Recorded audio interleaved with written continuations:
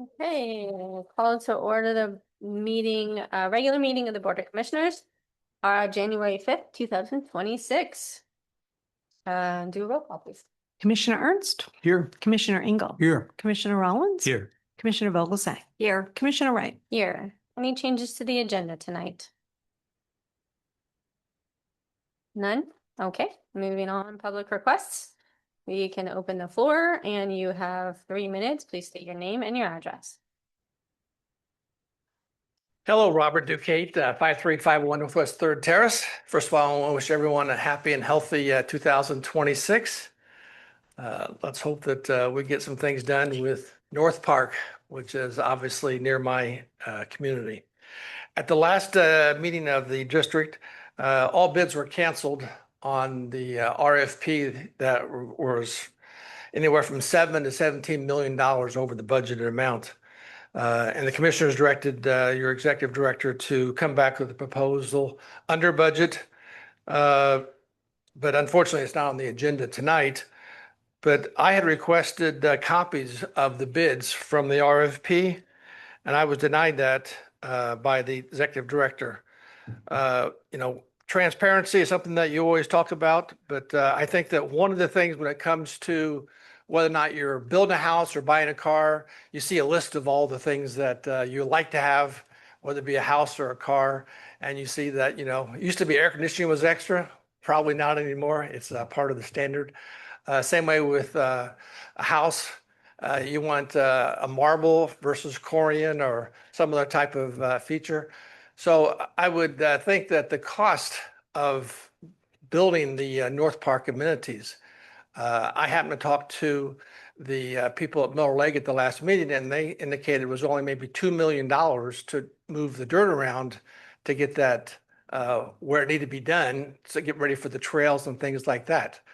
But obviously, there's some things that are on a wish list, I would think, like the Ninja course.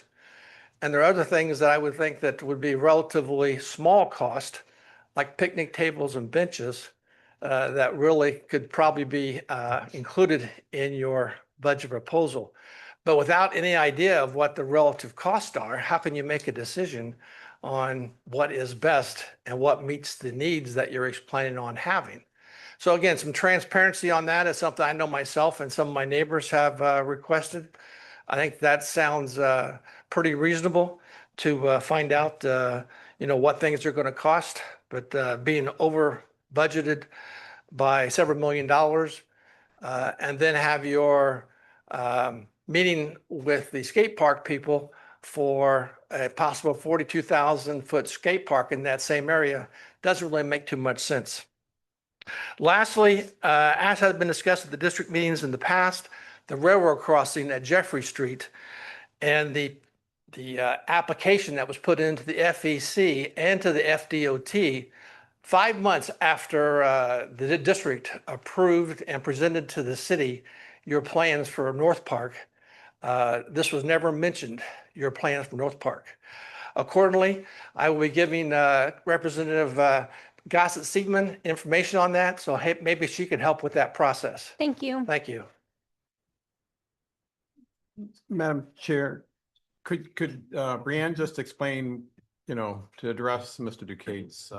Sam's going to clarify. Okay, whoever, someone can, yeah. Yeah, I'm gonna have Mr. Gorin weigh in on the public records request. We actually respond to all records requests pretty timely, and every records request you've asked for, you've gotten. This particular records request is exempt from the statute, obviously to preserve the integrity of the bids. That's the simple answer. My co-counsel answered it correctly. The answer is that this is a limited carve out under state law. These bids were properly maintained and properly secured. The end result of which is that they're not public records. There are limited exemptions under state law, very limited exemptions. This happens to be one of them. And the commission, you as the Board of Commissioners, took action to appropriately withdraw and to essentially cancel the process, which you did, without actually opening the proposals for consideration publicly and otherwise. The end result of which is that they are not public records. And regrettably, that may not be the answer that the applicant or those speakers would choose to have me respond in that way, but the end result is the same. Brianne's accurate in her assessment, and I believe we gave Mr. Duquette and anybody else that same answer. Yeah, we did respond to your records request. And as far as the direction from the board, the direction was to get the project rebid early January by working with Middle Lake to reduce the scope. That's what we've done. We're going to get that project out on the streets. There's no need to continue. The board is aware of the items that we've reduced and left in. One more thing, if I can, the integrity of the process and the integrity of the bidding process is to protect the public's interests. It's not anything that was done intentionally or irreverently. It's done to precisely protect the process going forward, which is a very costly and expensive endeavor. But you hold a public trust, and that's what you've done. You've implemented that by not providing the record. It's harsh to say that, but it's the law, and that's all we have to deal with at this particular point. So thank you for listening. Just so I mean, what Mr. Duquette said makes a lot of sense to me. So I'm trying to understand the pros and cons. I get the law says you don't have to release the bids that we got. So here's the but- thing, if you put the bids out there, let's Yeah. say Ship Construction, and we send the bids out, all the contractors who want to bid on this project are now going to have their numbers. And so they can then low bid it, and that opens us up, that opens us up for a lawsuit. At that point, we've advertised different people's prices for things on this particular project, and it jeopardizes the integrity of anybody else's bids. So the 4 people that bid on this project, their numbers would then be available to anybody. And so other contractors get them, and then they can intentionally lower their numbers. And by state, the state wants us to have a fair bidding process. That's the whole goal of the statute Right. around procurement. And so by doing that, it jeopardizes that integrity of that. If I've explained that correctly, Sam. That is that's the correct legal answer. I use the word integrity of the process. That is why the exemption exists in the statute. It's a very, very limited carve out because in most terms they are public records. Okay, so just, I'll put it simply for me so I understand it, is that by putting it out there, then everyone knows that, what everyone has bid. It's sort of like if I go buy a car and I go to a car dealership, number 1, number 2, number 3, the prices are on the cars, everyone can see it. And so you're saying that someone could come along, one of the 4 bidders could say, gosh, I was way off, but I really want this bid, so I can undercut it completely. Or And- anybody else, any other. or anyone else. Yeah, But yeah, exactly. but the decision to award the business is not solely based on price. It's also on qualifications. I mean, I could be the 5th bidder and say, I'm going to just low bid this thing and take it. Is that really bad for the community? Is it a bad thing, or is it a good thing to have I transparency? think it jeopardizes the board, and I think it jeopardizes us and me personally. If contractors then say, well, she wanted them to get this bid, so she gave them these prices. Does that make sense? Like it puts staff and it puts this board in a very bad position if a contractor were to get awarded and they obtain bids ahead of time from other contractors. Yes, but if everyone has it, it's like transparency. But how do we know everybody has it? People may bid on this project without asking for that public record, without looking for it. Okay, I mean, that's the question to Sam. If it's public record out there, put it on our, Facebook page. I don't know. Everyone's got it. This is the price that's out there. You will not get bids from the 4 people that bid on it already then. The 4 so the standard in the industry, you're saying it would jeopardize the standard in the process for the industry and they would not want to participate. The statute was written to make sure that the process for government awarded bids is fair, and it's fair to all contractors throughout the state. And if we did that, we would jeopardize the integrity of those bids by giving out prices ahead of time. And I appreciate that. I'm just looking for fairness to taxpayers. I don't really care about the sloppy bidding process of the contractors. I care about, as treasurer, just the cost of this has been outrageous. Well, That's why we're saying, well, let's have transparency. So what he says makes sense to me. Any contractor can see the bid sum. They can see so-and-so bid this project at $32 million. And for this different elements, so they can see that. But to get down to the specific items, it really jeopardizes what we may get from other people. Okay. Thank you. Mhm. Yes, Bob. So had we opened the bids, that would then a disqualifier for keeping this, preventing us from releasing it, because they would, if they're not open, then they're Well- not subject to the public records request, so what basically saying the same, but Nope. if we had opened them, then they would have been available for public records requests. If you awarded a bid. So what happens is we receive the bids, we do a public opening. So everybody from the public is welcome to come and see. We open the bids up and we give the lump sum total. So-and-so bid this much money. But the actual bid proposals from the contractors, they remain exempt until the board awards the project. Because in this particular case, you decided not to award, you're going to rebid the project. And so they remain exempt until we award the project. Once we award the project, And they all those numbers are out there. Right. You know, I understand, but you know, it does seem a little,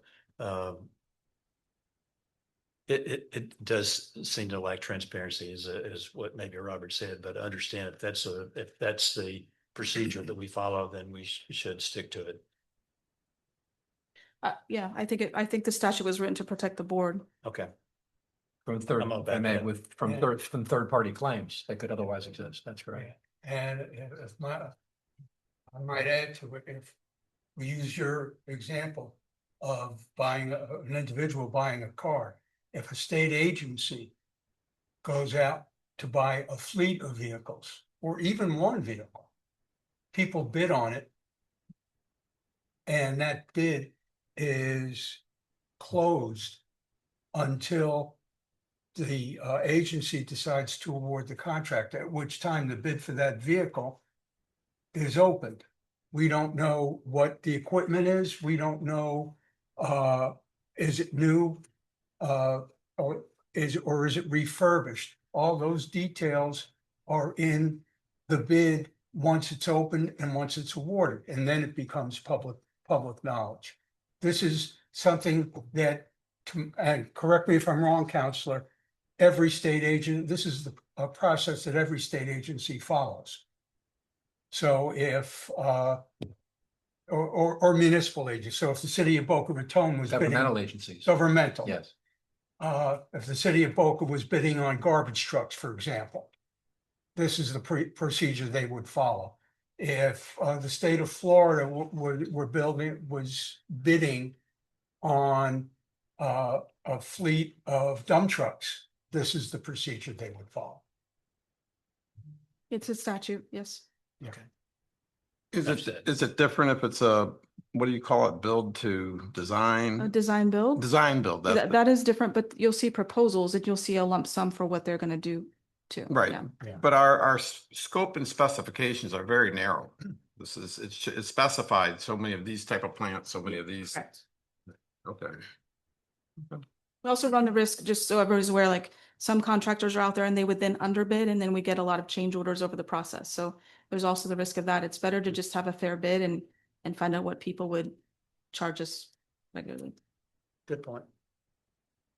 Okay, we good on that? Mhm. Yeah, okay. Closing public requests unless we have any others? Nope, okay. Approval of minutes of the previous board meeting held on December 15th. Move to approve. Second. Go ahead and roll call, please. Commissioner Ernst, Yes. Commissioner Engel, Yes. Commissioner Rollins. Yes. Commissioner Vogelsang. Yes. Commissioner Wright. Yes. Motion passes unanimously. Okay, moving on to regular business. Item number 1, election of officers. I don't know where you want to start. That's up to you guys to decide. Madam Well, Chair, I I'd wanted like to make to a nominate. suggestion before we start motioning people or anything, is that last year, I think Bob expressed an interest in being chair. Aaron expressed an interest in being chair, and that's fine. But what, this goes to our process, I guess I want to say, and I'd like to hear a little bit more before we just say, okay, we're motioning and accepting things. But to me, after being on this board for 8 years, I've been a little bit, I understand our priorities of projects.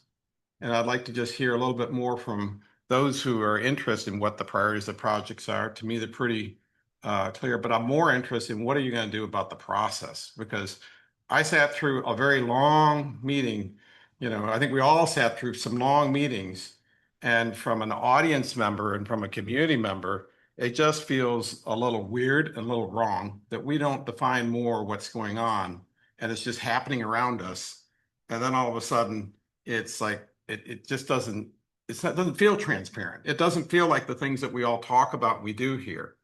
The immediate thing that we have as priorities is, well, what do you think is what are the priorities and what are you going to do to make it a very productive board as a group? And that's what I'm most interested in and learning before we just say, okay, here are the nominations as one versus the other or anything like that. It's really important to talk a little bit about what will you do? What do you think that there is? For me, I can tell you as treasurer, I'm very concerned about the money that we have and that anything that we invest in has some level of return on it and it's spent wisely. And that we are very careful about what we're doing on those things. If we have some big expenses to finish out with the southeast of North Park, that's a top priority.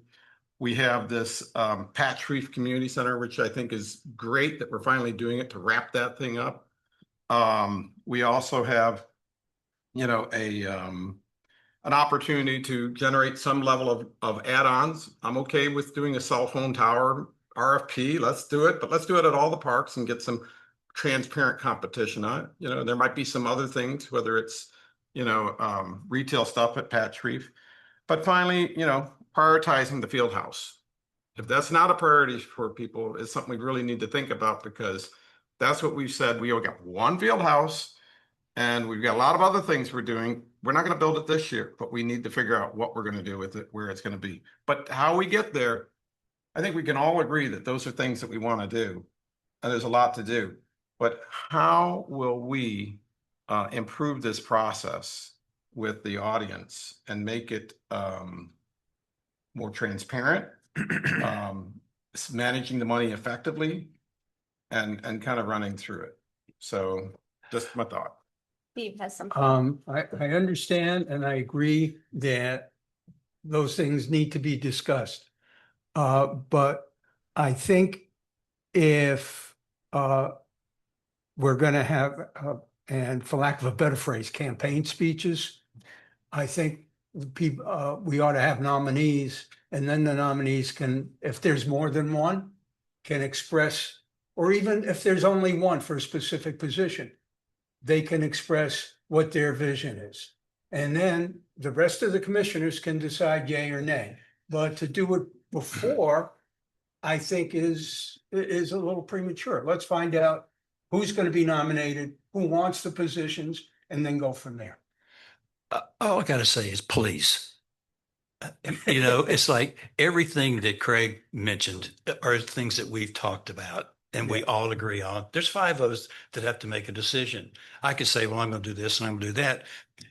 But they're identical to what Craig's talked about. You know, one thing he left out was, phase 2 at DeHornley, because we're going to be losing some facilities over at FAU potentially. So I think that given the camaraderie that we have on the board, I mean, I'm not going to campaign for the job, you know, I mean, whether I was a chairperson or not, I don't care. I'm going to pitch in just as well as a commissioner as I will. You know, the chairperson simply runs the meeting. And then we give direction to our executive director on what we want to do. And then we can have a meeting to prioritize these things like Craig has suggested, which is a good idea for all of us to be thinking about. So I just don't think that we need to spend a whole lot of time. I'm not going to give a campaign speech. And I don't think it's the chair necessarily who needs to, you know, it's not the chair's job to kind of completely, you know, redo our process. That's all of our jobs to work together to see how to improve it and work with staff as well to get their feedback on maybe how we can improve it. But I think obviously the east side of North Park is the most important at this point. I think we've put aside 10 million for the field house. We know we're going to do that. I think doing the ribbon cutting on the east side of North Park is like definitely the first thing we should definitely be doing in 2026. Boca Chica deserves that. We promised the trails. We're going to provide trails. But I definitely think in terms of the process, you're right. We need to look at it and defining scope of work better on projects. I think we're a very transparent group in terms of our projects and how we do things. But I think working together on that is the most important thing.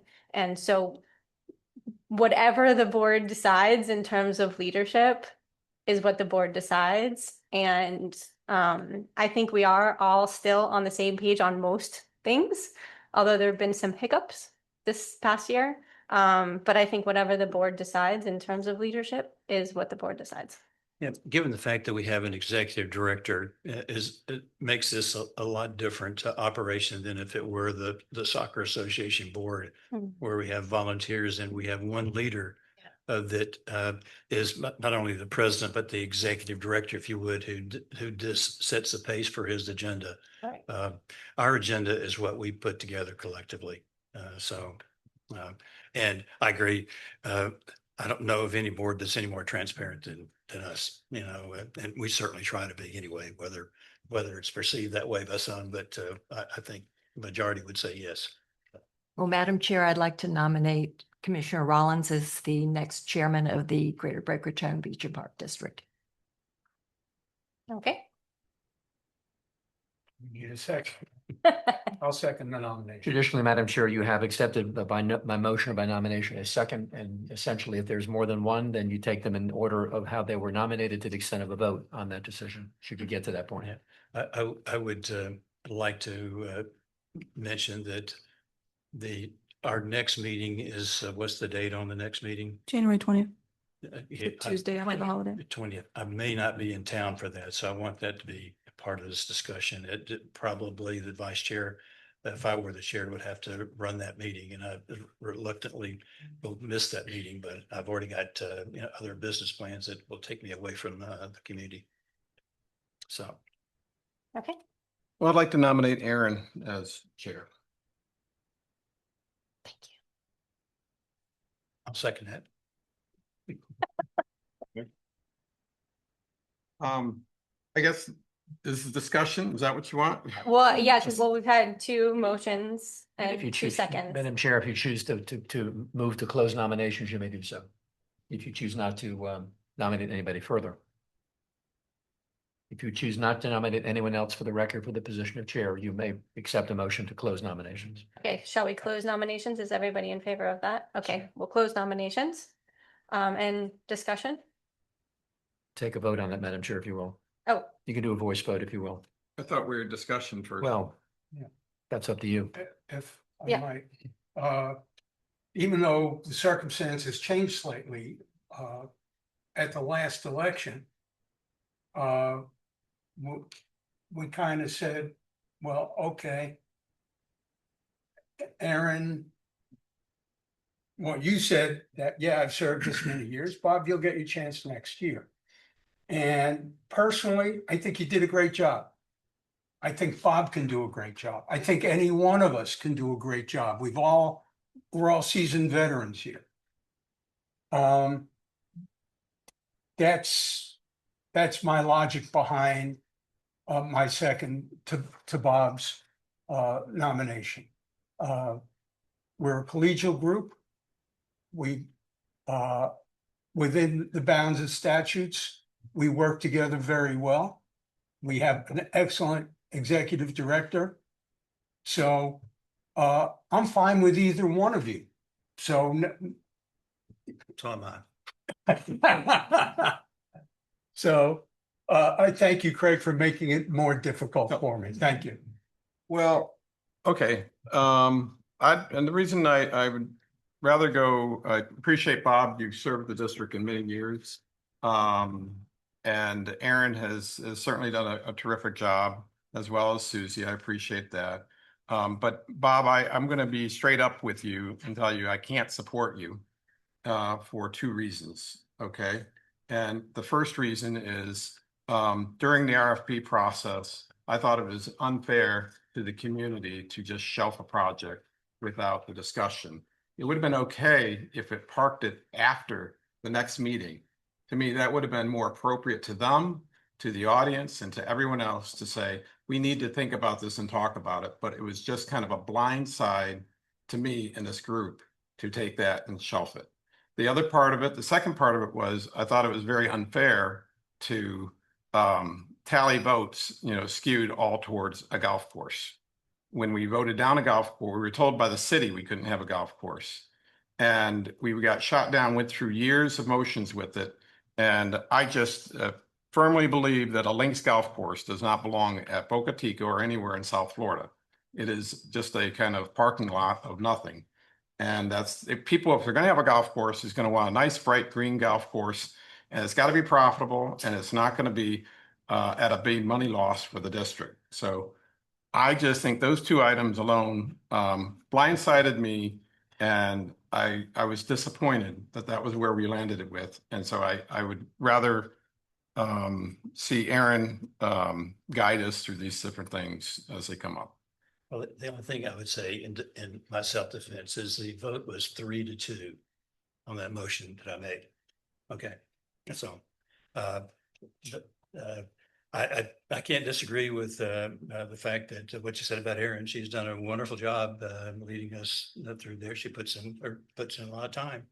But I'm going to force you to make a decision because I'm not going to withdraw my nomination. So. I just want to say, in terms of my role, I've been chair, gosh, this is my 4th year, I believe. I do enjoy the role. I feel like I've stepped into it and I've really grown in this role, and me and Brianne work together very well. So if you're willing to keep me on, I would love to do it. And I think I've kind of guided the commission in a good way this year. I do agree with Craig on the surf park issue. I was blindsided as well. I had no idea that was coming. And I am upset with the fact that that motion was made to eliminate any proposals even remotely close to that. And I'm not sure how that's going to affect any other proposals that come up on that west side. But it was very broad and it was surprising. I thought we would at least get to the next meeting to discuss further. So I was very sad when that happened. So I do enjoy the role. So if you keep me on, that's great. If Bob is chosen, that's great too. So that's it. So if anybody has anything else, or we should just go to vote. Madam Chair, if you will, if I misstated the question earlier, the motion to close nominations was that you're done making nominations, not done with discussion, for the record. Your discussion is free and easy and legally certainly allowable. So for that purpose, if by your own action not to have any more nominations by operation of law have closed. So now before you would be the 2 nominations you have taken in the order in which they were given, one of which is for Commissioner Rollins and one for Commissioner Chair Wright. So you need to vote on the decision that you have to make regarding the appointment of your next chair in the order in which the nomination were given. Okay. First motion was Bob. Yes, the first nomination was for Bob. Yes, Oh. Commissioner Rollins. So for Commissioner Rollins as chair, Commissioner Ernst, No. Commissioner Engel, Yes. Commissioner Rollins, Yes. Commissioner Vogelsang, Yes. Commissioner Wright. No. Motion passes 3-2. Okay. Bob, congratulations. Enjoy your time. Well, Erin, thank you for your time. Mhm. I really mean that. I mean, the issues that were put forth were somewhat surprising, I must add. And I hope that doesn't destroy the collegial nature that we have of our commission. It will not bother me, but I hope that it doesn't bother anyone else. We need a vice chair and a treasurer. Madam Chair, I'd like to nominate you, Aaron Wright, as vice chair. Second. Who was that, Bob? Bob.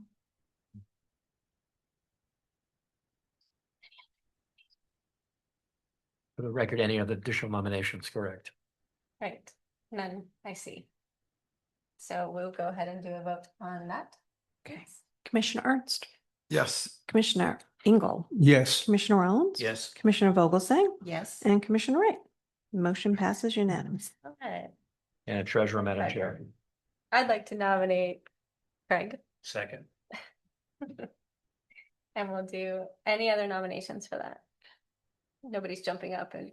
Will always be. Okay, we'll do- Roll call. Yeah, Commissioner Ernst, Yes. Commissioner Engel, Yes. Commissioner Rollins. Yes. Commissioner Vogelsang, Yes. Commissioner Wright. yes. Motion passes unanimously. All right, we are all set with our election of officers. All right, moving on to item number 2, State Representative Peggy Gossett Thiedman, legislative updates. Madam Chair, you'll permit me one indulgence, if you will. The statute that's being referred to that was in the discussion regarding exemption, just to make sure the record is clear for those who had an interest in the subject matter.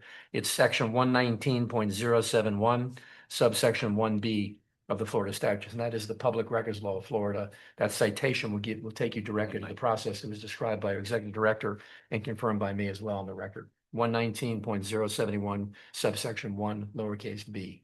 Thank you very much for listening, and the record should reflect that, Madam Secretary. Thank you. Thank you, Madam Chair. Thank you.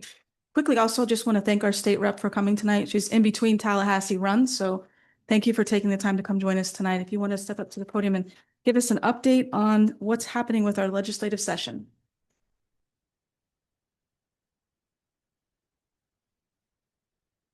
Thank you very much for having me. It's nice to meet you all in person. I follow as best I can everything you're doing, whether I'm home here or in Tallahassee. As you know, we were kept up last year as an extended session. I was actually gone almost 6 months total, including committee weeks and this session. This year, we start a week from tomorrow for a 2-month session, which may or may not be extended, but we're in it to win it and get the job done.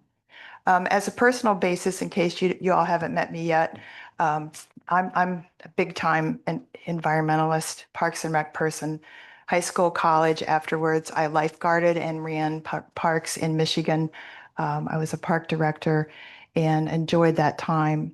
Grew up trying to save the fish in Lake Michigan when we had certain entities dumping chemicals in the water. It was like a pet project of mine.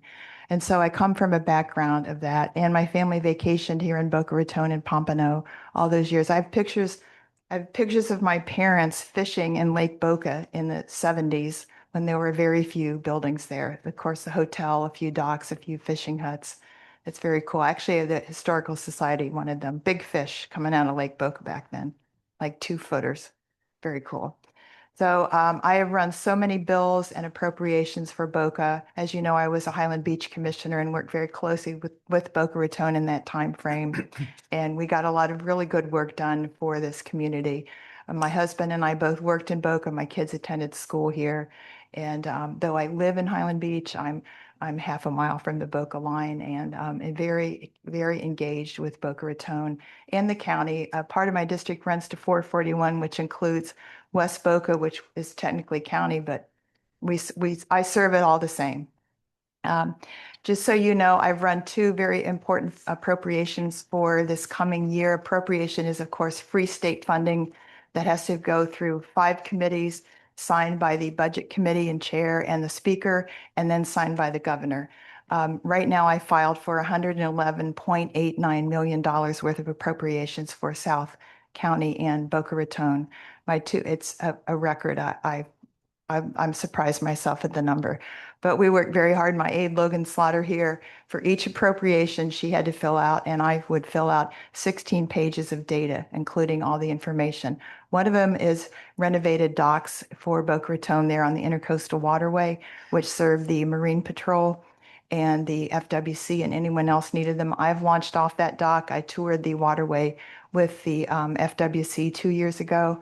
I live on the Intercoastal Waterway just north of the Spanish River Bridge, and I'm out on the water a lot. In fact, the council did a great job of taking some ideas and photos I had taken following our new vessel bill, the vessels that are, I don't know if you guys are boaters, but there have been a number of boats, vessels, sailboats, and motorcraft moored in Lake Boca, some of them for months, some of them over years. I found one just south of Lantana Bridge that has been there 10 years. And 10 years, and twice during storms, it and 14 other craft that had been either abandoned or live aboard boats were blown into the Old Key Limehouse and into their dock space. And so this is something that we've been addressing both with state laws and with appropriations. I also have run another bill for Boca Water and for the drinking water, and that is changing out, foreign pipes, keeping the old pipes, renovating them, renovating the facility. it's not hard to represent Boca because they've done a great job over all these years. I mean, look at our beaches and our parks. You guys do a great job. I grew up taking my kids to Sugar Sand. It's like, Mom, we're going to Sugar Sand today. Yes. My kids play tennis and lacrosse and basketball all over this area. I have 3 kids, all in their 20s now. And so I've really grown accustomed to going to the parks. I know Breon keeps saying you got a tour. I do need to get out. So March 15th, touring the parks. My job really is to represent Boca Raton and work with the council and you all and anyone else needing representation, but also to vote for state laws which keep Boca and its goals and policies in place and improve them. I'm running 7 bills this year, and I did a hard lift. We haven't taken too many days off this summer. I found out that the DMV sells our license plate information and our driver's license information indirectly, and that it's being used fraudulently in places. I'm working with the governor's office, the speaker, and the DMV to tighten that law. It was a shocker. It affects everyone with a driver's license in this state. And so that's been a lot of work. I'm running a bill to make college voting and politics more equal and safe for our 11 major state universities, which includes FAU, of course, so that we don't have any continued dissent. And I'm running my favorite approach, which affects Boca Raton. Of my approach is the Intercoastal Waterway north of Boynton Inlet. This will be my 4th year running building islands there. And the islands serve to clean the water with oysters. One oyster, well, you probably know this, it can clean like 50 gallons of water in an hour. And we're building oyster communities and fish communities, mangrove, seagrass, and there's 2 grand islands. It's very cool to boat by and see the heavy lift out there of actually developing sand. The sand and the fill is being brought from Peanut Island at the Port of Palm Beach. And it's coming at night because the boat traffic is less. And because there's a certain president who lives on the way by and his bridge has to be down when he's home. And we can only boat by with these grand barges of fill. And so that's the kind of thing that's very rewarding. As you guys know, when you see it, when you get a project and you get a park or you do a renovation, it's so rewarding to be able to go visit it afterwards and say, I helped do this for the community, for my kids, grandkids, and thereafter. And that's really that's the goal of my job, is to do the right thing for our waterways, our land, and our parks, of course. Almost every one of my bills will directly impact Boca Raton in the terms of it. They are fixes. I'm doing some fixes for state statutes that maybe weren't in the right place. Frankly, I read my emails. I have Logan Slaughter and Isabella Baldor. I have a campaign manager, my son, and they all work with me throughout the season to do the right thing. We read the emails and we react. One of my bills you all may have heard of came from a guy right here in Boca who said, my safe storage place keeps getting sued because your statute is old and it prohibits telegrams and landline phone calls at nighttime, but it doesn't prohibit emails or texts or push notifications. And so if he would randomly send out a bill for a self-storage unit at 9:01 p.m., he could get sued. We fixed the statute. It passed overwhelmingly last year. And the one attorney in Miami whose license plate was our statute, like in our face, he's now out of business. And that statute allowed people to have an email, which doesn't affect us. Our emails are turned off and silent mostly unless you put it on. And now you can only call, text, or push notify people between the hours of 8 a.m. and 9 p.m. And that's exactly, well, actually 8:59 p.m. That's exactly what we do. We listen to the people and we tackle an issue if we hear about it. And so it's been an honor to serve. I wish I had more time here, but it's been time up north. And I don't mind. I drive a big truck. I fill it up. I stay on weekends if I have to. And I can just tell you Boca's run really well. And I'm very proud of that. And very proud to serve and keep serving. And I can answer any questions if you have any. I've got some data I can leave you. I have my little flyer, what I did last year and the few years behind, we'll leave that with you. But if you have any questions, I'm happy to listen and answer anything I can. Steve? First, thank you very much for coming. We appreciate Cheers. hearing from you and hearing about what's going on up in Tallahassee. For me, there's one huge elephant in the room, and that's the bill of the various pieces of legislation aimed at reducing or eliminating taxes for homesteaders. That accounts for 40% of our budget. If something even close to that gets passed, we're looking at either having to raise the millage rate for retail and commercial and snowbirds, which will effectively chase them away, or cutting way back on our programs, which is, in my opinion, would be doing a disservice to the people in our district. So I'm looking for alternatives. I'm looking to hear your position and your rationale for your position. So please. Of course, it's a big elephant. We hear it every day. Let me explain the process and that will help you. Right now, the House, where I'm a member, we have 8 bills up, 8, all different kinds of variations. And I've sat in days and days of meetings regarding the bills and listening to the bill sponsor and why the bill was brought. One is to provide breaks for anyone 65 and over and veterans, which they already get a pretty good break mostly, but improving theirs. One is to reduce it across the board 10%. One is going with the governor's suggestion, which is eliminating totally, as you stated, for homesteaders. One is to eliminate persons who are currently have been in their home 10 years or more. So we have all these variations.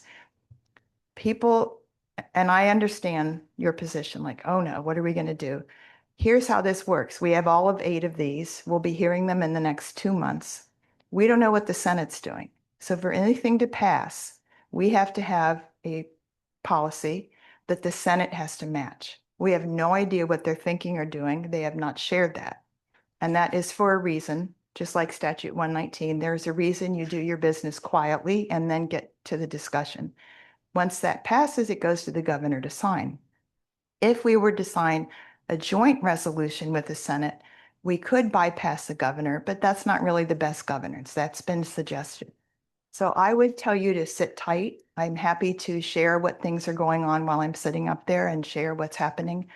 The other goal is this is twinned with the doging, whatever you want to call it, the fiscal updates. And I will tell you, because I sit on the Joint Legislative Auditing Committee where we review cities, municipalities, and counties and private entities, I will tell you all, you have no idea how badly some municipalities are run. I won't name them. It's all public record if you wish to look them up at JLAC. But some of them, I'm stunned when I read this, like, how could that be? Like one little town, I'll give you an example. One little town could not account for like 5 years of their fiscal. It was missing in action. So we looked into it. We sent 2 guys, a senator and a representative, knocked on the door, caught him by surprise. It turned out the assistant clerk was made clerk. The clerk was made assistant manager. The assistant manager, same person, was made manager, quit, became a consultant to triple the manager's, didn't even live in the city. Well, we shut that down. Along the way, so much money was wasted. So this isn't just about cutting taxes. It's about holding people accountable for how they spend it. There are cities who might get a grant or an appropriation, as I have produced to you all, and you use it wisely, you track it, you know what you're doing. Just with this issue you were discussing earlier, it's some things are done privately, without public input, and some things are not. But part of it is, how is everyone going to mind their manners and doge their own budgets? And so for Palm Beach County, it was discussed that, that we're 32 million excess funds and all this. Well, Some of the counties are bad too. And then you look at where they spend it. Oh, let's give 3 million to this group. And then there's no accounting for where the 3 million went or how it was spent. There's nothing. There's no record. So at one point, let's reduce taxes. I highly doubt they'll be eliminated. But at the same time, we're looking to bring down the spending. And it's a balance. We're looking for a balance and an accountability. There's one city that I voted last month to shut down and merge back into the county. It's so out of control. Live Oak, it's out of control. And there are others on the cusp. They have like this one town was run by a guy and his wife. And I'm not saying they're unlawful, or I'm not pointing fingers. It's public record, but that's what the state government, that's our job to do. And we're holding everyone accountable. I don't think Boca is in any kind of a place to be held in that kind of a light, because you do everything right, makes my job easy. But let's see what happens. Let's see how these people are going to account for their funding. So we'll see how it goes. I'm happy to speak to Brianne or your chair or Bob as congratulations, or just see how it goes and give you updates. But it's not going to be until mid-March till we really know. I Thank wouldn't you. panic. I don't think you have to cut services. Let's just see how it goes. Thank you. Of course. Go ahead. Yes, ma'am. Yes, ma'am. Welcome. Thank Nice you. to see you. Thank you for being here. And I hear what you're saying about the governments, the individual governments having to be more accountable. But in the long run, in the big picture, won't it hurt the individual taxpayers or residents by not having the infrastructure and not having the services that might be available that would be paid for by these taxes?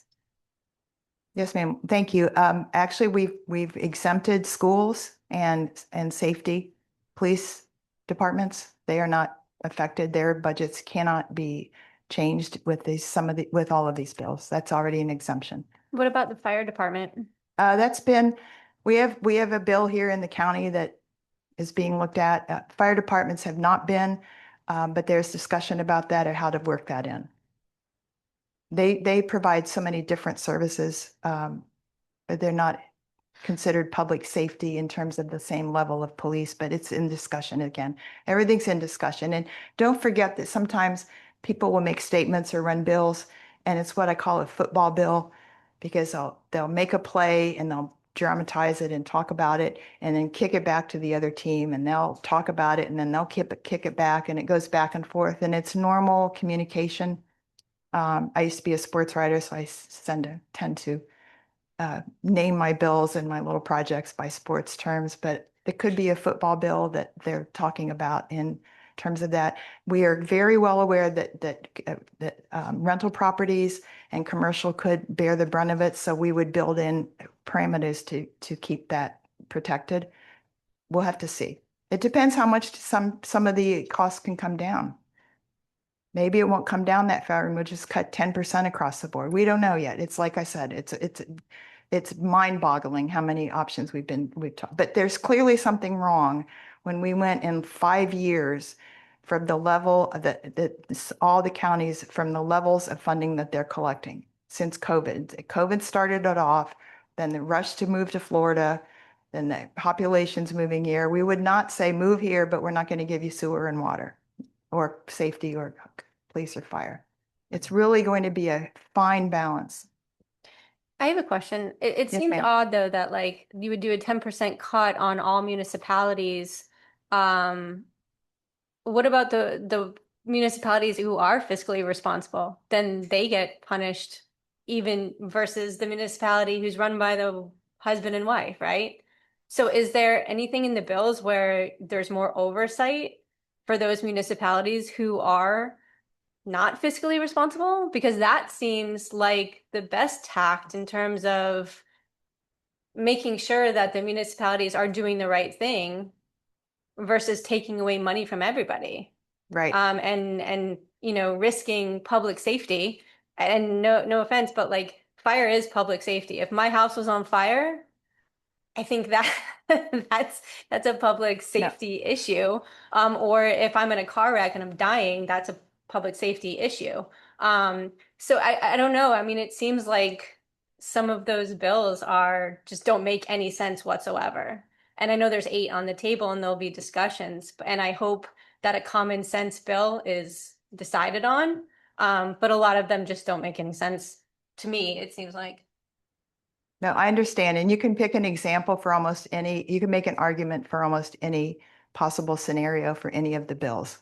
And so that's why we're going into session. We'll sort it out.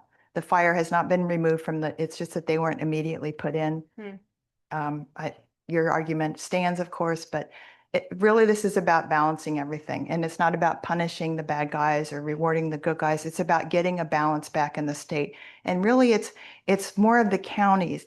We seem to find that the counties are the ones possibly not being fully accountable for some of the funding. It's their broader reach. It's their broader scope.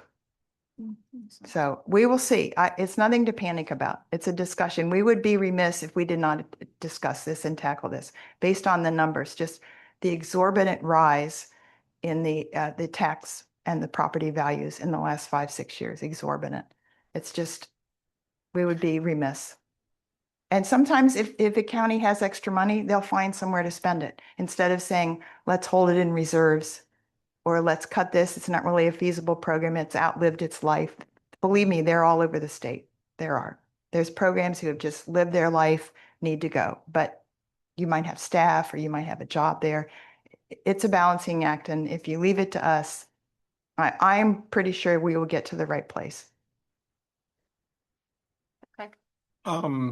Thank you for your service. Thank you Yes, for your sir. time. I too am also from Michigan. I live in Florida. So, but I wanted to touch base with you with the concept. I recall when I first got on this board, the prior executive director, I asked him, what do you think the priorities are for us? And we went through a number of the normal things. But one of those priorities was our enabling legislation, our governing documentation. Mhm. And as you know, we are a state taxing authority. Right. We work in partnership, very close partnership with the city. And in general, the framework is good. I think we're a model of success. We've got dedicated funding for beach and parks, which when we go outside this room, we go to other areas there, you talk to people and say what we're doing, they say, this is really good because we know you're not going to lose our beach and parks because usually when a tragedy happens, they cut it, but we have a dedicated source. So, but it's a unique setup and we work closely. The city is the staff that runs everything. But it's a little quirky and it's a little old. It's 25 years old. And I think the mindset is that the city annexed a section into the city that it was outside the district. It used to be the district was bigger than the city. And the district's enabling legislation basically goes away once the city becomes equal size as the district, which is fine. But there's an opportunity to just update something that's 25 years old. Given what's going on in the state legislature right now and everything, do you think that 27 would be a good time to present something similar to what the Boca Airport Authority did? And I think it required some championing from yourself, from the authority itself, as well as the city. Everyone has to be kind of on board with that. Is 2027 a good time to work ahead of time to prepare it, or is it further on out given all the other things that are going on? I would put it together and take it to your powers that be and get some input. But the Boca Airport was very well thought of and very well drafted and supported, and it made sense. So if it's common sense and common fiscal sense, then you could start now and aim for 1 year and roll it over to a next. I'm just running a bill this year for the 4th year in a row that we'll get through. And it's the safe waterways. It's vessel monitoring and safe waterways. And so sometimes things take a while. It's just government is that like that until we get it just right. And so based on that, it's actually, it's probably a good thing it happened this way because it was too big and broad my first year. So I would put it together and see and talk to me and people and just see what's a good time for it. Okay. And if that's the route you wish to go, but you start small and get your input and bring it on and we'll see what we can do. Thank you. Representative Seidman, thank Yes, you sir. very much for your service. You're welcome. I've met you in Tallahassee during Yep. some special sessions where our State Insurance Association comes Yep. in and lays out some. Fortunately, I think we've leveled that down a little bit if you've been reading the newspaper with insurance prices. But I digress for a minute. That's my Definitely favorite better. subject. Yes, thank you. Good job. You know, I think the other commissioners have expressed the sentiment that I've had. You know, with the ad valorem revenues being challenged, it just mean increased cost to us to put our facilities together, which transfers to higher recreation costs for our population, which we have a lot of youth programs that you know, are barely making it financially, and if they had to start to pay for field usage, that would translate into higher costs for the participants, which may reduce the numbers that want to recreate. And there's nothing better, I think, that for children to keep them out of trouble, but to keep them exercising and recreating. So I share Aaron's thought too about, you know, if you're looking at, we don't want to penalize anybody necessarily, but if you want to squeeze those people who are not doing their job financially, and then you take a look at an organization like ourselves and the city financially, where, you know, we're pretty solid, and you know, we're generally accountable to the members of the public who, as you see from one member constantly reminding it as our conscience here in our meetings. But I think that, you know, we're concerned about the change in those ad valorem revenues, of course. The other thing that I hear periodically too are issues regarding, you know, eliminating special districts. And that's something that would obviously create a lot of problems for our community here. If we went away, you know, who's going to manage the recreation facilities you have? You know, the Hornley, Patchogue Park, this Swim and Racket Center, all of these are maintained and managed by us. And, you know, and I think that I would say that we do a pretty good job of spending our money, and our treasurer does a good job of holding us accountable to that. So I appreciate anything that you can do to kind of back down a little bit of, you know, I don't know what's going to come out of this with 8 different bills being proposed, and I don't know what the Senate's got on their mind either, like you said, but I think that that's our concern, and that's what I appreciate you taking back to Tallahassee with you. And one final thing is that I'll be seeing you later on in the month. Is there a contact person that I could? Just over there. Okay. I'll leave some, yes, Thank I'll you. leave my card and Okay. data and everything for you, of course. Wonderful. And Thank you. I would welcome if you'd like to draft a letter, a joint letter from you all and the director and send it to me. I could present it to the powers that be as we move along. I think people don't have to worry about the small things. We're not after kids sports, or I just learned you have an indoor lap pool, so I'll be visiting that after March.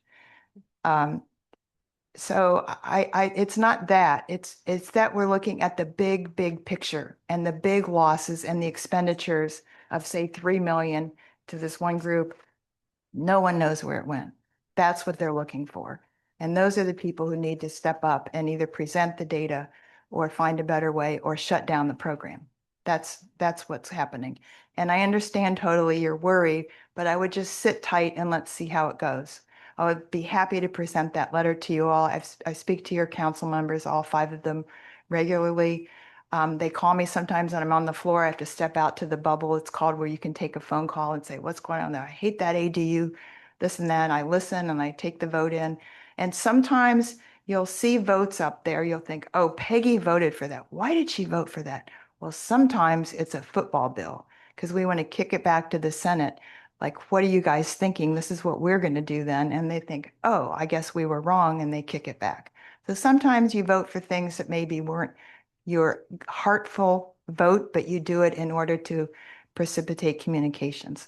And so that's how that works. But I wouldn't worry so much about your programs just yet. If you need to worry, I can let you know. It's really about the big picture and the grander scheme of things. I mean, in some ways, maybe I should have represented a badly run city, and this would be an easier job to do to Doge, but no, I'm taking that back and saying it's a joy. I do believe of the 8 goals we have, they could be merged, they could be cherry picked. We could end up just doing a 10% reduction, but we're looking at the counties, the counties too heavily. And not that we're badly run or anything, let's just cut the fat. That's what we're looking to do. If that helps. Don't get nervous yet. Very good. Thank you very much. We appreciate you being Yes, here. ma'am. Thank you. Just want to say thank you, and I'm going to hold you to the March tour when you get Yes, back. after the 15th, if After we the end on 15th, time. catch your breath, and we'll go take Yes. a look at the parks. And I want to hear the stories of when you used to run parks. Oh my gosh. I saved as many people in Florida as I did in Michigan. I believe it. Yeah, Lake Boca, I saved my mother-in-law. It's a true story. She loved me after that. She floated away. She did. She was floating away toward the bridge on one of those little noodles, styrofoam noodles. And her husband said, let her go. But I said, no, I can't do that. True story for the record. But it's a joy to represent you all truly. A letter would be great. You can get it to Logan. I'll pass out my little thingy flyers that provide.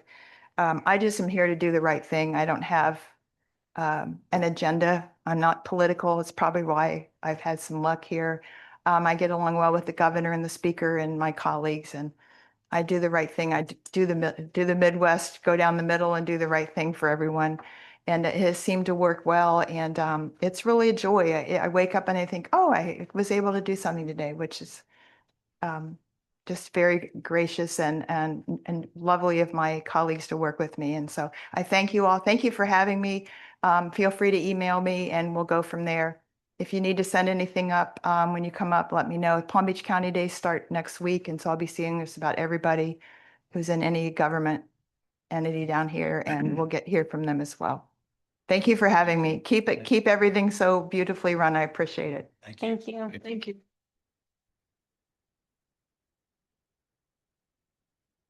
Okay. All right, moving on to item number 3, the SRC bridge inspection. Commissioners, on page 7 of your agenda packets is just a little background. We've always, every few years, we inspect the pedestrian bridge.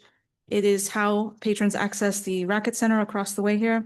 We'd like to get this inspection done. It used to be a lot less money, but structural engineers have gone up in price. So we're coming today to get a motion to approve for $8,250. Move to approve. Second. Okay, any discussion? Nope. New roll call, please. Commissioner Ernst, Yes. Commissioner Engel, Yes. Commissioner Rollins. Yes. Commissioner Vogelsang, Yes. Commissioner Wright. Yes. Motion passes unanimously. Okay. Moving on to item number 4, the Patrick Park Community Center renovations. Commissioners, on page 22 of your agenda packets is just a memo outlining what is included, which is a contract through Gordian for Shift Construction to make those improvements that we presented back in September. This is adding the ADA restroom, changing out all the lights, expanding one of the rooms that's currently divided with a weird wall that makes it kind of a U shape. So making all these changes, making it accessible so that the CAP program can get launched. So tonight, looking for a motion to approve the Gordian contract as presented. Move to approve. Second? Okay, any discussion on this? Nope, roll call, please. Commissioner Ernst, Yes. Commissioner Engel, Yes. Commissioner Rollins. Yes. Commissioner Vogelsang, Yes. Commissioner Wright. Yes. Motion passes unanimously. Okay, approval of payroll and invoices, Commissioner Ernst. Yes. Madam Chair, I'd like to make a motion for approval of payroll and invoices in the amount of 79,000. I think that's a little small for me. 949 and 62 cents. Second. Okay, roll call, please. Commissioner Ernst, Yes. Commissioner Engel, Yes. Commissioner Rollins, Yes. Commissioner Vogelsang, Yes. Commissioner Wright. Yes. Motion passes unanimously. Okay, reports and discussion items. Commissioners, just a couple items. The roof project over at Sugar Sand Park is continuing on schedule. The field house is finished. They're working on trim and eve work at the quad fields, and the duplex will start next. So that project is continuing. Bids for the design build of the roller rink cover are due back January 16th. So we'll be discussing that in February. And then I just want to take a moment on a personal note. I'm going to try this without getting choked up, but I want to thank the board and I want to thank our staff and our legal counsel for the exceptional kindness that you guys have all shown me in the past few weeks. Cards, flowers, messages, but the most important thing to me was just checking in on me. I lost my father just before the holidays. And tonight when we talk about who's going to be chair and the direction that we're going in, and you guys may not always agree, but there's always this culture of the board, this sense of respect and care and professionalism for one another. And I just want to remind you all of that as we move forward into the next year. Beyond the work we do together, there's so much more to this group that matters. So I just want to thank you guys for everything. Thank the staff. It's been a messy end to the year, but I appreciate everybody for checking in on me and supporting. So thank you. That's it. It's a new year. It's a new year. All right. Legal? Madam Chair and Commissioners, thank you for the opportunity. I share the same grief that we all do for Brianne and her family. And I best not say any more than that, but thank you very much also for supporting her and during this difficult time. I have nothing to add this evening except to continue to suggest the honor and privilege of serving as your general counsel continues. And we appreciate this past year and look forward to a good year forthcoming. Make sure you do your credit hours are due soon. You know that at some point. So this year, your 4 hours. The ethics. The ethics, Yeah. yes. And to the extent that any bills of any consequence appear in the legislature this session that may impact any one of you or us, you'll hear from us very promptly. And the bills you referred to about abolishing districts and having some major impact on them is not an uncommon preemptive approach each session. We've dodged some approaches like that in the recent past, so I will keep you fully posted. The Form 6 litigation is still pending, by the way, and it's not yet been resolved. It's still pending in court. There's not been a trial on the merits. Form 1s are still legally allowed, but it's not out there. It has not gone away completely. So keep you posted. Thank you for listening and thank you for the opportunity of being your lawyer. Appreciate it very much. Thank you. Thank you. Okay, Steve? A couple of things.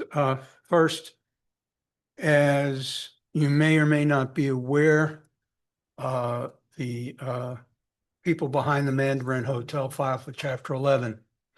One of the properties they own is the old Meisner Country Club golf course, which they've redone and maintained in absolutely pristine condition.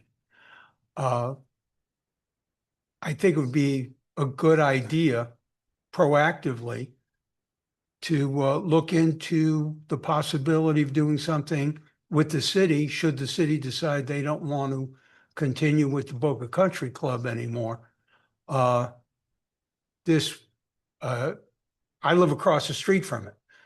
It's head and shoulders above what I've seen of the Boca Country Club or Boca Muni or anything else we can build. It's a Jack Nicklaus golf course.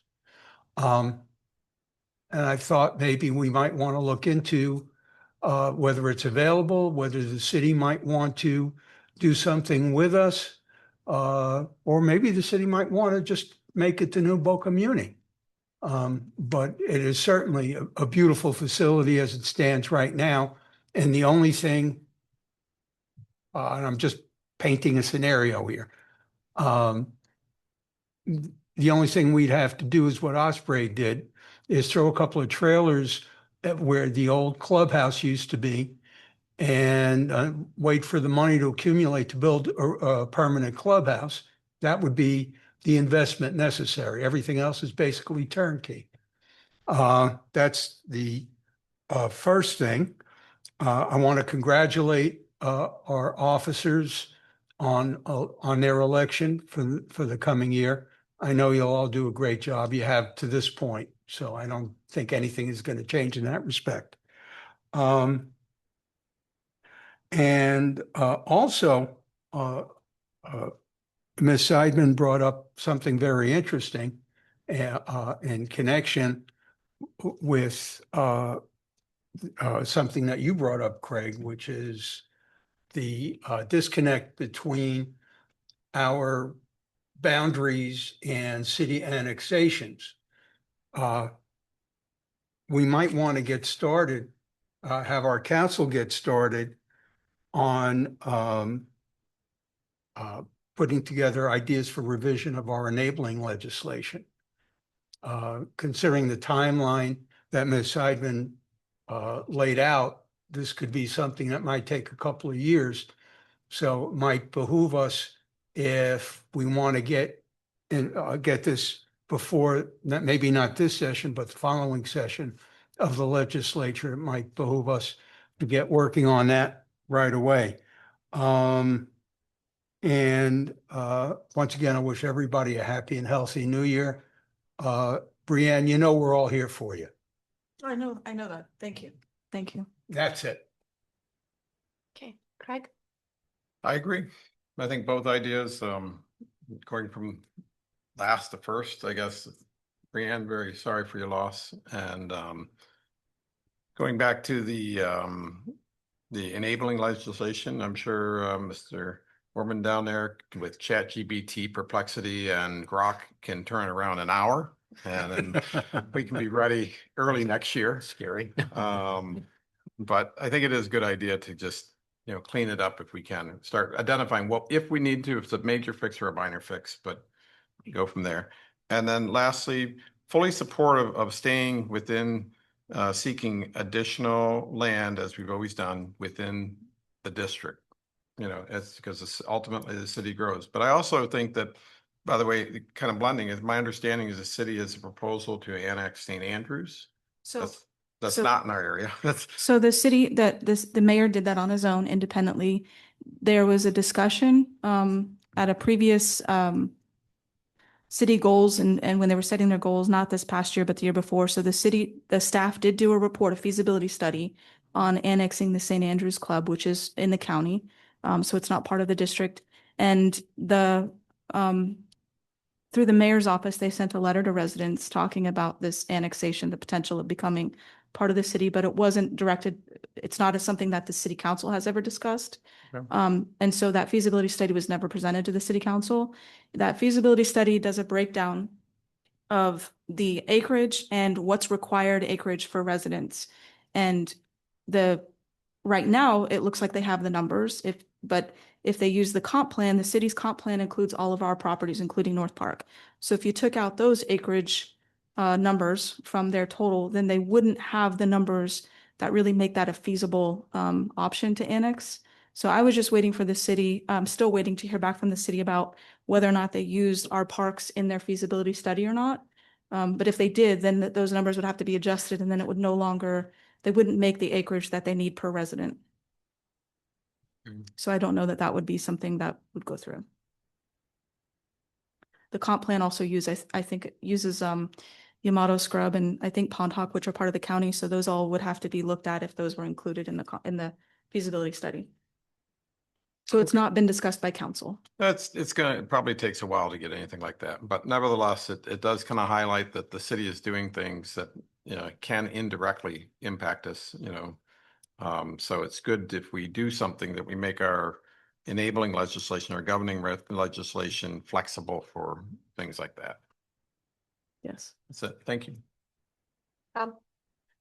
Well, some interesting ideas have been discussed as a result of Representative Seidman's attendance here, and Craig and Steve are on the same page as far as looking at other opportunities and laying out some plans specifically for this year.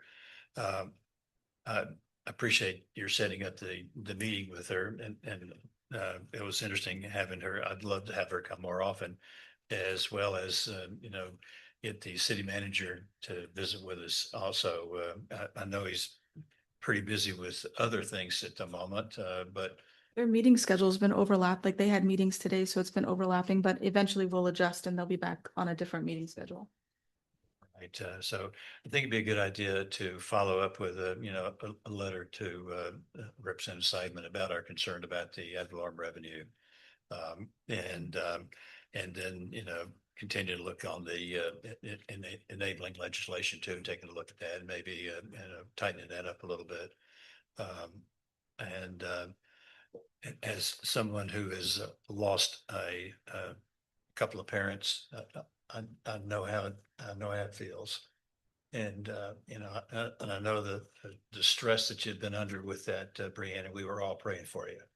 I know when everybody called me, I thought it was to talk about North Park, but it was actually just to check on me, so I appreciate it. Yeah, well, you're a marvelous individual and you've handled it very well. And thank you for your leadership. It's been much appreciated. The time that I've sat on the commission with you, you've really grown into it. Aaron, you're absolutely right too. You have really grown into this job as the chairperson. Really proud of what you've been able to accomplish and the work that I know that you've done behind the scenes that nobody knows. And I appreciate it. And thank you for that very much.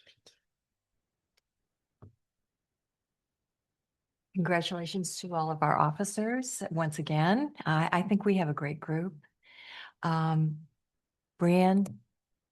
we're here for you, no matter what. Thank you. You're a great mom. I don't know how you juggle everything, your private life and your professional life. You do an awesome job. And these last weeks, you've just been a rock. I'm very proud of you.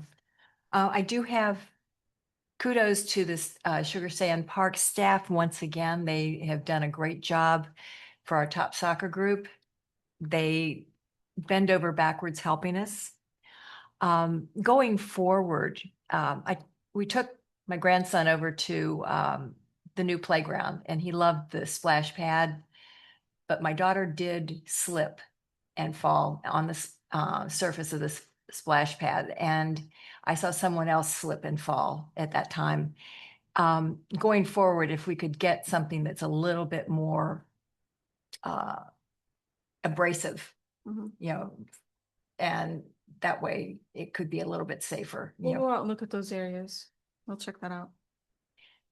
But to the park rangers' credit, there was a dog there, and I love dogs, and I would love to see the ordinance change, but I don't think the dog belonged on that surface because it made a mistake, and he took care of it. He took care of it right away. But again, if we could get that ordinance changed and keep the animals off of the playground surfaces, it might be a good idea. Otherwise, Happy New Year to everyone, and I look forward to the next year accomplishing great things. Thank you. And we're here for you. It's always willing to talk. It's enough for everybody. I just want to say, Craig, thank you for your vote of confidence. I appreciate it. I've enjoyed being chair. It's been great. But here you go. Here's the gavel. Looking forward to you being the chair. I will do the next meeting since you won't be here. And then I can just chill at the meeting. I don't have to run it and I don't see you chilling there. So thank you, Craig. I appreciate it. And congratulations to you for another year as treasurer. I feel like you're the only one who can do it at this point. And congratulations, Bob. Thank you. And so yeah, let's try to get North Park done this, started at least this year. There has been a lot of work going on with Boca Paddle, which is great to see. But let's get our work started. So thank you, everybody. It's been a great 2025, and let's make it an even better 2026. So Before I make my motion, do we need to give direction to Brianne with regard, a formal direction with regard to the Meisner Country Club golf course, looking into that, or the letter to